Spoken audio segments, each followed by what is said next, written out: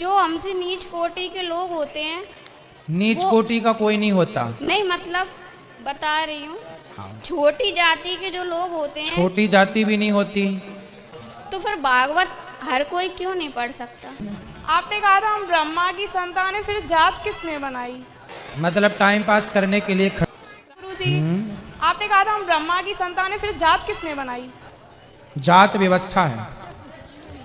जैसे यहाँ कथा हो रही है तो कथा में स्त्रियों की व्यवस्था अलग है, बैठने की, पुरुषों की अलग, बिठालने वाले व्यवस्थापक अलग हैं, ये टेंट लगाने वाले अलग हैं, ये साउंड लगाने वाले अलग हैं। ये सब कौन है? व्यवस्थापक।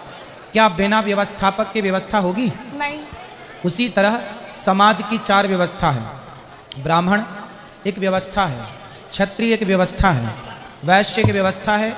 ब्राह्मण का काम है वेद पढ़ना पढ़ाना, क्षत्रिय का काम है देश की रक्षा करना, वैश्य का काम है आर्थिक रूप से देश को मजबूत करना, और शूद्र का काम है सबके साथ कंधे से कंधा मिलाकर खड़ा होकर सेवा करना। तो ये व्यवस्था बनाई गई है। बाद में कुछ लोगों ने भेदभाव पैदा किया। भगवान ने जब बनाया तो क्या बनाया? व्यवस्था बनाई। ब्राह्मण कोई जाति नहीं है, ब्राह्मण एक व्यवस्था है। क्षत्रिय कोई जाति नहीं है, व्यवस्था है। वैश्य शूद्र कोई जाति नहीं, व्यवस्था है। बाद में समय बदलता गया, लोगों ने अपने अपने तरीके से उन्हें लेना शुरू कर दिया, अपने अपने तरीके से उनकी व्याख्याएं शुरू कर दी। भगवान की तरफ से तो कोई भेद नहीं था, कोई छुआछूत नहीं था, कोई ऊंच और नीच नहीं था। भगवान राम शबरी के घर भी जाते थे, निषाद को भी गले लगाते थे, लेकिन बाद में कुछ लोगों ने भेदभाव का जहर घोल दिया। तो वो भेदभाव का जहर बाद में घोला। और ब्राह्मण किससे पैदा है? ब्राह्मण किससे पैदा है? भगवान के मुख से ब्राह्मण पैदा हुआ। ब्राह्मणों से मुखमासीद बाहु राजन्यः कृतः ऊरु तदस यद्वैश्यः पदभ्यांगुं शूद्रो अजायत।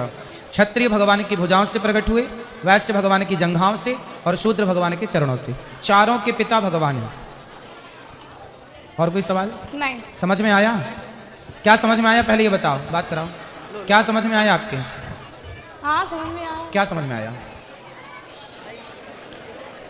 बताओ बेटा। पूछा था टाइम पास के लिए कि कुछ जानने के लिए? जानने के लिए। तो क्या जाना आपने? फास्ट क्या समझाया हमने आपको?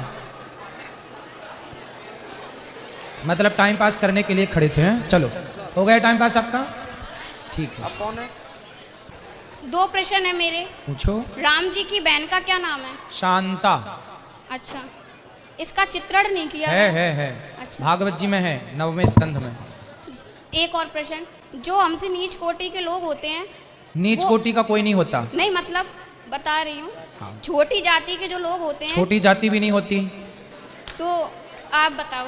नहीं, आप पूछना क्या चाह रहे हैं पहले ये पूछो। मैं ये बताना चाहती हूँ जाति ना कोई ऊंची होती है ना कोई नीची, तो फिर कोई नीच नहीं होता।